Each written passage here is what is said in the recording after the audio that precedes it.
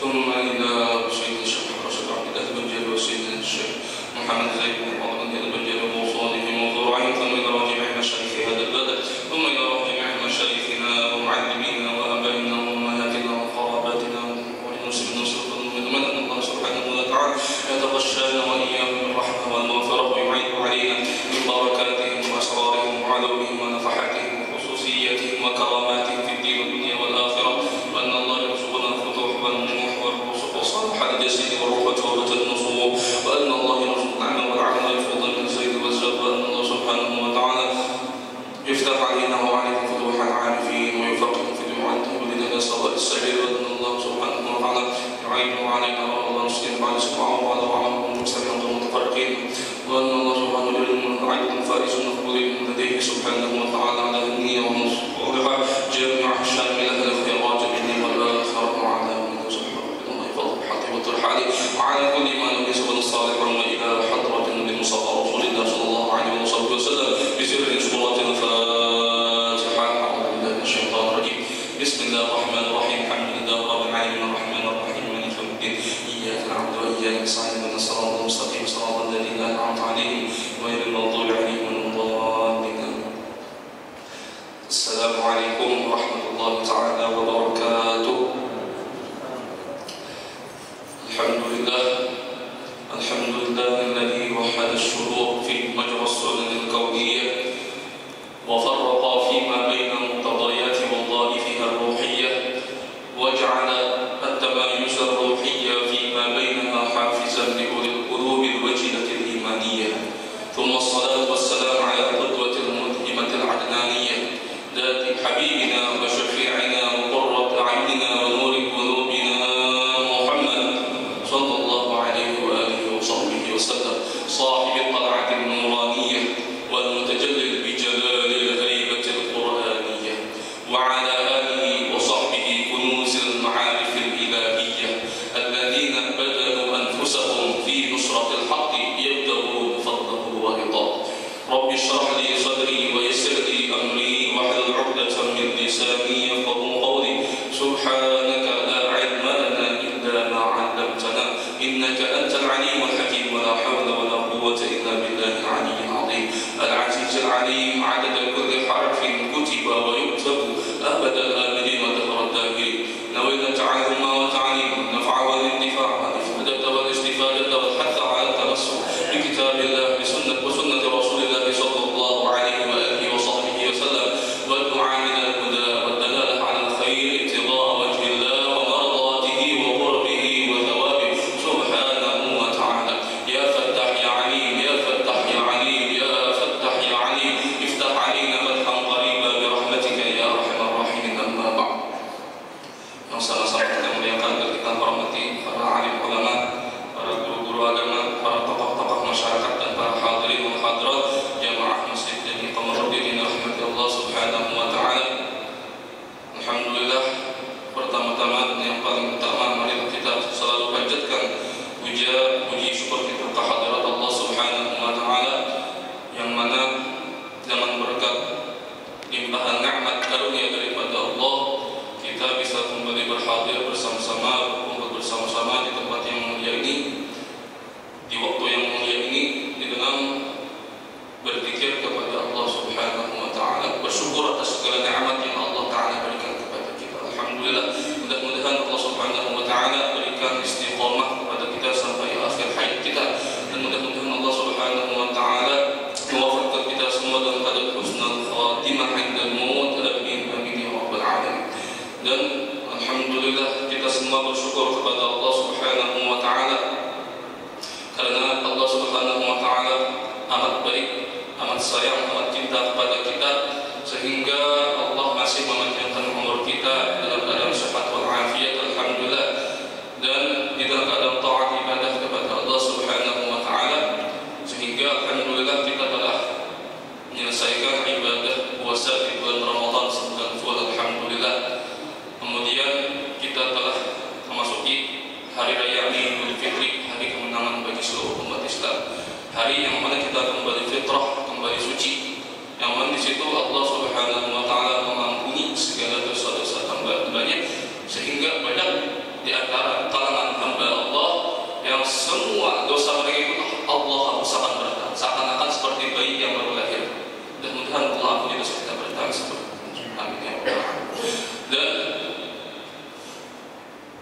kata para ulama, di antara alamat, ciri-ciri, tanda-tanda terbesar, tanda-tanda utama bahwasanya ibadah seseorang itu, taat seseorang itu diterima oleh Allah Subhanahu wa taala di bulan Ramadan ada dua.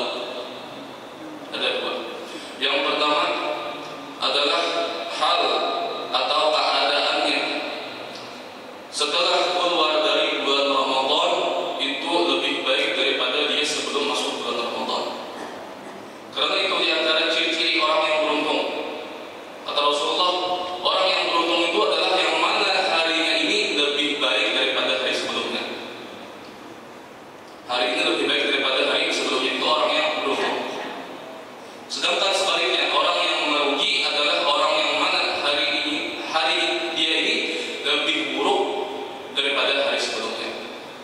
Itu adalah orang-orang yang merugi di dunia sampai ke akhirat.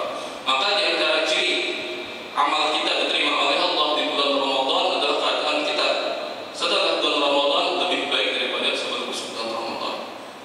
Yang mana awalnya mungkin ibadah kita masih sedikit, setelah keluar bulan Ramadan bertambah banyak lagi, tambah istiqomah lagi. Nah, itu di antara ciri-ciri amal seseorang diterima oleh Allah Subhanahu wa taala.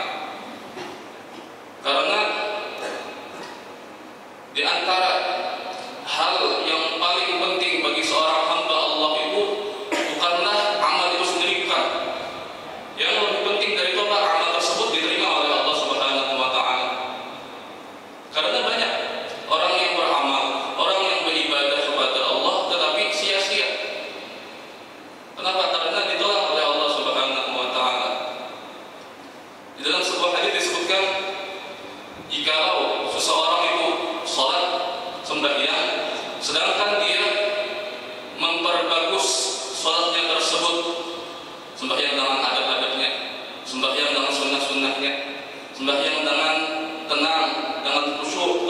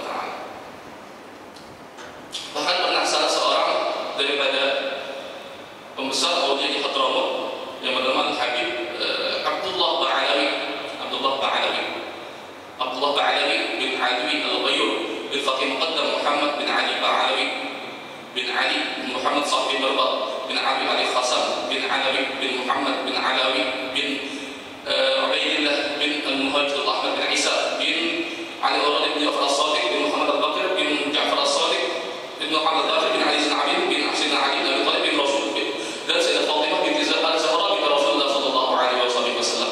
Nah, Al-Imam Abdullah Ba'alawi ini dia pernah berkata, jikalau aku mengetahui satu hajat daripada amalanku ini diterima oleh Allah Subhanahu wa taala, maka aku bernazar aku akan memberikan seluruh pengikut waktu lain berkata, saking bingungnya amalannya diterima oleh Allah Subhanahu wa taala. Satu aja kalau diterima aku langsung tidak bernazar memberikan seluruh pengikut lain.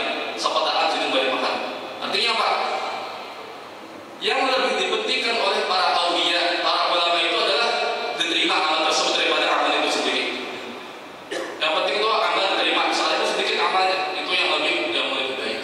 Maka di antara ciri amal seseorang diterima oleh Allah Subhanahu wa taala di bulan Ramadan adalah hal keadaannya yang lebih baik daripada sebelum masuk bulan Ramadan. Dan yang kedua, di antara ciri-ciri amal seseorang tersebut diterima oleh Allah di bulan Ramadan adalah segala taat ibadahnya, segala amalnya bersambung terus-menerus istiqomah setelah keluar daripada bulan Ramadan. Kadang cuman beribadah di Ramadan aja, terus istiqomah sampai ke akhir hayat ibadah tersebut. Yang mana mungkin di bulan Ramadan rajin membaca Al-Quran, terus setelah masuk bulan Syawal, Dzulqa'dah, Dzulhijjah dan seterusnya masih membaca Al-Quran setiap hari. Yang mana di bulan Ramadan setiap malam qiyamul lail terus bersambung istiqomah kontinu bersambung di luar bulan Ramadan. Karena itu di antara amal yang paling bagus adalah yang paling istiqomah. Khairul a'mal adwamuha wa in qalla ya Rasulullah. Amal yang paling bagus, amal yang paling hebat, amal yang paling mulia itu adalah amal yang istiqomah. Sekalipun sedikit ya Rasulullah, itu lebih baik daripada amal yang banyak dari tapi apa? Jarang dilakukan. Misalnya sembahyang duha, misalnya setiap hari 2 rakaat, itu lebih baik daripada orang yang sembahyang duha 12 rakaat tapi sekali saja misalnya. Yang penting itu apa? Istiqomahnya. Itu. Karena istiqomah itu adalah hal yang paling berat. Katakan apa? Al-istiqomah khairun alfi karamah. Istiqomah itu lebih hebat daripada 1000 karamah. Karena orang yang bisa istiqomah itu artinya apa? Orangnya itu bujur-bujur ikhlas kepada Allah Subhanahu wa taala, hanya mengharapkan ridha Allah Subhanahu wa taala. Kadang mengharap pandangan manusia. Pernah ada diceritakan salah seorang ulama di negeri Kufah bahwa Sidin itu di antara kebiasaan beliau itu apa? Selalu setiap waktu sembahyang berjamaah terus di masjid. Dan beliau selalu pasti apa? Di saat pertama terus. Ada pernah di saat kedua, apalagi ketiga, apalagi setelahnya. Saat pertama terus berjamaah terus setiap waktu. Maka beliau apa? Istiqomah mengerjakan hal tersebut sampai berapa? 40 tahun. Setiap sembahyang berjamaah terus di masjid, lalu apa? Selalu di saat pertama sembahyangnya. Karena sembahyang di saat pertama itu adalah sembahyang yang besar pahala di sisi Allah Subhanahu wa taala bagi laki-laki. Paling afdal di mana? Saat pertama. Menghamil itu biasanya di negeri Hadramaut itu di hari itu. Biasanya namun orang sembahyang di saat pertama asap, mas-asap kemudian ada longgar sedikit dia dimasuki orang. Sembahyang itu kata-kata. Saking banyak orang tuh berlomba-lomba hendak mendapatkan saat pertama.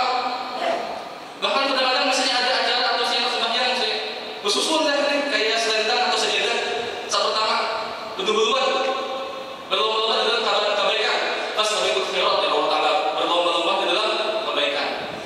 Maka sang ulama ini beliau 40 tahun 40 tahun sembahyang berjamaah di saat pertama terus. Ada pernah apa ketinggalan sekali pun.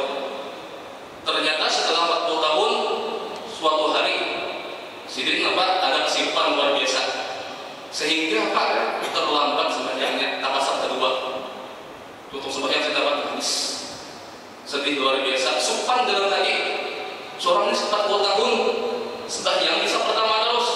Pas hari ini tangan apa? Di saf kedua. Rasa sopan di dalam hati. Setelah sidin pulang ke rumah, langsung sadar, menyesal kenapa aku tadi ketika sembahyang di saf kedua merasa sopan tahun orang. Artinya apa? Sembahyang aku selama 40 tahun berjamaah di saf pertama itu karena manusia, karena Allah Subhanahu wa Ta'ala. Ketika aku sembahyang saf kedua langsung sopan. Artinya apa? Sembahyang ini cuma karena makhluk, karena Allah Subhanahu wa Ta'ala. Nangis, menggarong saking apa misalnya. Jadi menganggap apa sembahyang itu sebentar 40 tahun ada ikhlas karena Allah Subhanahu wa Ta'ala. Akhirnya apa? Sidin kodok bertahan sembahyang selama 40 tahun. Setiap hari kodok selama 40 tahun. Mengkodok sembahyang yang tadi yang sidin anggap itu sembahyang yang riya, sum'ah. Ada ikhlas karena Allah Subhanahu wa Ta'ala. Sidin tak tahu kenapa sembahyangnya selama 40 tahun ditolak oleh Allah Subhanahu wa Ta'ala. Itu di antara sifat para awliya. Mereka itu hanya mengharapkan ridha Allah Subhanahu wa Ta'ala. Kadang karena Allah Subhanahu wa Ta'ala. Seluruh ibadahnya, bahkan seluruh apa yang kita miliki, Pak, doa kita, batin kita, harta kita, keluarga kita, anak kita, semua Pak hanya untuk Allah Subhanahu wa Ta'ala. Inni wajjahtu wajhiya lillazi fataras samawati wal ardh. Kita setiap sembahyang Pak, inni wajjahtu, aku hadapkan, aku serahkan semua yang aku miliki kepada Allah Subhanahu wa Ta'ala. Diriku ini setikungan dari kepala sampai ke batis, ampun Allah Subhanahu wa Ta'ala. Itu setiap sembahyang kita mengaku kita ini milik ampunnya Allah Subhanahu wa Ta'ala. Nah itu diantara ciri-ciri amal seseorang diterima oleh Allah Subhanahu wa Ta'ala. Amalnya itu Pak berkelanjutan setelah di luar bulan Ramadan. Karena kata para ulama Pak, kun abdan rabbaniyan, jadilah hamba Tuhan, wala takun abdan rabbaniyan. Jangan jadi hamba Ramadan. Artinya Pak, setelah Ramadan pergi, amalnya pergi juga. Mengajinya ambil, yang modelnya ambil setelah bulan Ramadan. Artinya apa nih? Orang ini hamba Ramadan dari hamba Allah Subhanahu wa Ta'ala. Sedangkan hamba Allah Subhanahu wa Ta'ala itu menyembah Allah setiap saat, setiap hari sampai ke akhir hayatnya. Wa'bud rabbaka hatta ya'tiyakal yaqin, ya Allah Ta'ala. Sembahlah Tuhanmu sampai datang kepadamu al-yaqin, al-maut, kematian datang kepadamu. Kita di dunia ini tugasnya cuma satu, hanya untuk beribadah ubudiyah kepada Allah Subhanahu wa Ta'ala. Wa ma khalaqtul jinna wal insa illa liya'budun, ya Allah Ta'ala. Tidaklah aku ciptakan seluruh jin dan seluruh manusia melainkan cuma satu tujuannya Pak, untuk beribadah kepadaku. Maka kita berniat mudah-mudahan setelah keluar bulan Ramadan ini Allah beri kita istiqamah dalam segala amal sampai ke akhir hayat kita. Amin amin ya rabbal alamin. Dan di antara bentuk seseorang itu amalnya diterima oleh Allah setelah keluar dari bulan Ramadan adalah dia semakin dekat kepada Allah. Dia semakin mutaba'ah, mengikut kepada Rasulullah sallallahu alaihi wasallam. Dia semakin menghidupkan sunnah-sunnahnya Rasulullah sallallahu alaihi wasallam. Maka insyaallah di setiap hari Rabu ini kita akan menjelaskan tentang sunnah-sunnahnya Rasulullah sallallahu alaihi wasallam. Karena ini antara anjuran guru-guru kami. Di sini Pak, tolong sebarkan sunnah-sunnah Rasulullah di kalangan orang banyak, supaya orang ingat lagi dengan sunnah-sunnahnya Rasulullah, supaya orang lebih tahu lagi dengan sunnah-sunnahnya Rasulullah sallallahu alaihi wasallam. Karena apa? Di antara ciri-ciri akhir zaman itu banyak orang yang jauh daripada sunnah-sunnahnya Rasulullah. Bahkan banyak orang yang tak kenal dengan sunnah-sunnahnya Rasulullah sallallahu alaihi wasallam. Dan ya Rasulullah dan sebuah hadis, man ahya sunnati inda fasadi ummati. Barang siapa ya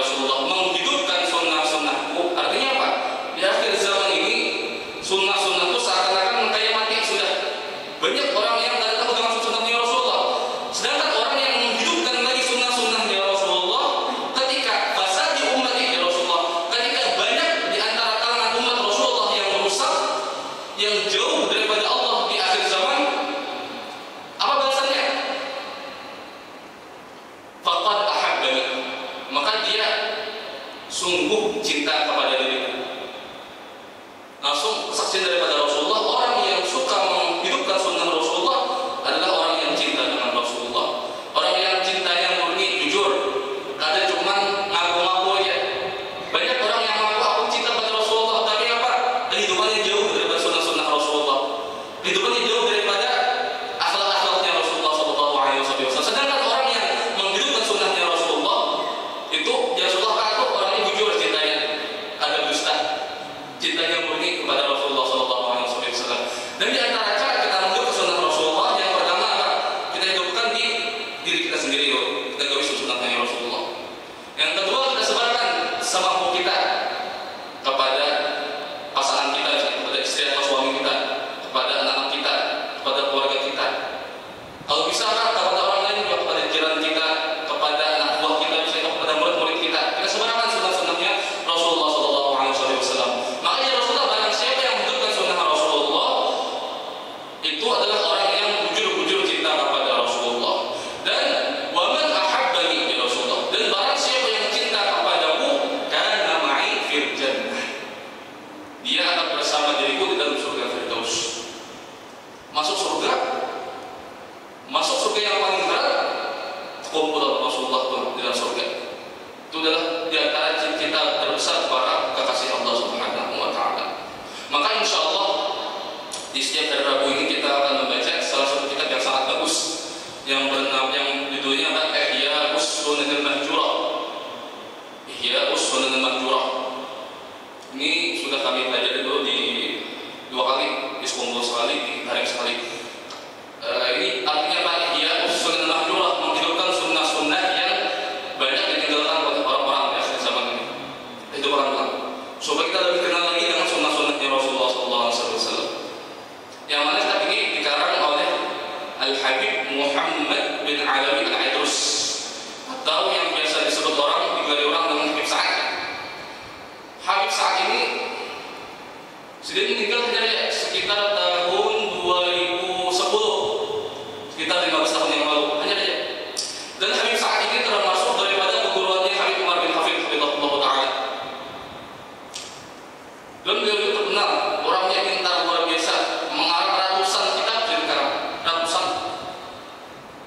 Ini orangnya masih hanya dia ada bahari dari hanya dia meninggalnya tahun 2010. Habib Sa'ad Al-Idrus, orang yang alim luar biasa. Apa namanya? Dan sini itu termasuk daripada apa pembesar para habaib di zaman sini. Yang mana di antara manaqib Habib Sa'ad ini, Sidin itu dulunya ketika zaman komunis itu sekitar tahun 80 sampai 90-an, yang mana komunis dari Rusia menyerang Hadramut, menguasai Hadramut, sehingga di zaman tersebut banyak daripada pondok-pondok, masjid-masjid, majlis taklim ditutup oleh komunis. Ada boleh kita menyiarkan agama Islam, ada boleh di rumah aja masing-masing. Bahkan banyak di antara kalangan para ulama, para habaib, para salihin yang ditangkap. Para habaib yang berpengaruh misalnya, yang dihormati orang ditangkapi, dipenjarakan berada. Di antaranya salah seorangnya Pak Habib Salim Asy-Syadhili. Mas itu baru meninggal tahun 2018 malam. Pengasuh dari Batari. Habib Salim Asy-Syadhili ini jadi pemimpin ketika Sidin di penjara. Sidin rancak disiksa oleh orang komunis ini, disiksa. Lalu Sidin itu orang alim luar biasa, orang yang dihormati di seluruh tarikh. Bahkan berdasarkan suatu hari Sidin ini dibawa keluar dari penjara, diikat tangan Sidin pakai tambang. Tambang ini diikat ke motor. Akhirnya Pak, motor ini dibawa bukan buat komunis. Laju, Sidin Pak diseret pakai motor. Tangan kena, belakang ini. Akhirnya Pak, punggung Sidin Pak tergesek lawan jalanan. Berapa sampai sekilo lebih dibawa orang. Akhirnya Pak Sidin lumpuh, terus kepada balik jalan. Itu antara bagaimana para ulama mempertahankan Islam luar biasa cobaannya, sabar terhadap berbagai cobaan. Kita alhamdulillah aman sentosa, kita alhamdulillah ada yang mengawal kita, ada yang memperangi kita, alhamdulillah aman sentosa, alhamdulillah. Para ulama gitu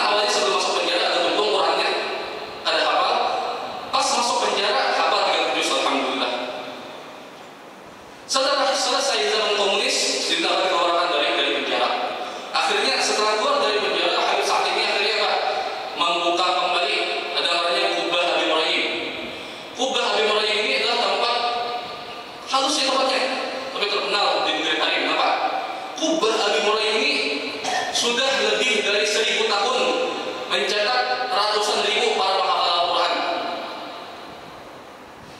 Yang mana Kubah Al-Murayyim ini dibangun sekitar tahun kurang lebih 500 Hijrihan, berarti sekitar 900 tahun yang lalu. Masih ada sampai hari ini. Tempatnya harusnya demi barokahnya luar biasa mencetak para penghafal Al-Quran. Dan Masya Allah, rata-rata 99% yang keluar dari Kubah Al-Murayyim itu apa? Hafalannya itu luar biasa. Masya Allah, luar biasa. Dan Habib Sa'ad ini ketika keluar dari penjara, akhirnya membuka kembali Kubah Al-Murayyim tersebut, yang mana ketika di zaman komunis ditutup, tidak boleh beroperasi. Habib Sa'ad ketika keluar dari penjara, akhirnya dibuka dan pulang. Dan ketika dibuka kembali, Masya Allah, lebih banyak lagi yang murid-muridnya daripada sebelumnya. Sampai sekarang alhamdulillah berkat Habib Sa'ad masih bersambung Kubah Al-Murayyim ini sampai sekarang mencetak para penghafal Al-Quran yang luar biasa. Dan Habib Sa'ad ini film karangannya banyak luar biasa. Di antara kitab sini apa? Kitab Niyat juga. Kitab tentang niat. Dan ada juga judulnya apa? Kaifa takunu ghaniyan. Artinya apa? Kayak apa caranya supaya kita sugih, ada juga kitabnya. Yang tak belajar bisa rumah mungkin kita belajar ya. Itu kaifa takunu ghaniyan ya. Kayak apa caranya supaya kita sugih, ada kitabnya itu. Artinya apa? Sini sabar dengan cobaan daripada Allah Subhanahu wa taala, sehingga ketika beliau setelah selesai dari cobaan tersebut, Allah bukakan pintunya luar biasa. Man sabbara ghafira, ya para ulama itu, barang siapa yang sabar pasti akan beruntung di dunia sampai ke akhirat. Gitu. Karena ujar guru kami, di dunia ini kadada yang nyaman, uyuh bertahan, sembahyang uyuh, mengaji uyuh, ibadah uyuh. Tapi uyuhnya apa? Uyuhnya karena Allah Subhanahu wa taala. Dan uyuh tersebut akan menghasilkan nikmat di negeri akhirat. Ad-dunya kulluha as'ab. Dunia ini bertahan seisinya. Isinya apa? Uyuh bertahan, capek, penyakit, kecapean, kesusahan. Sedangkan ar-rahah guna. Jika seseorang itu hendak santai-santai, hendak bernikmat-nikmat, hendak nyaman-nyaman, bisa saja di mana? Di negeri akhirat, di surga Allah Subhanahu wa taala. Barang siapa yang uyuh-uyuhkan dirinya di dunia dengan ibadah kepada Allah, dengan taat kepada Allah, insyaallah nyaman di negeri akhirat.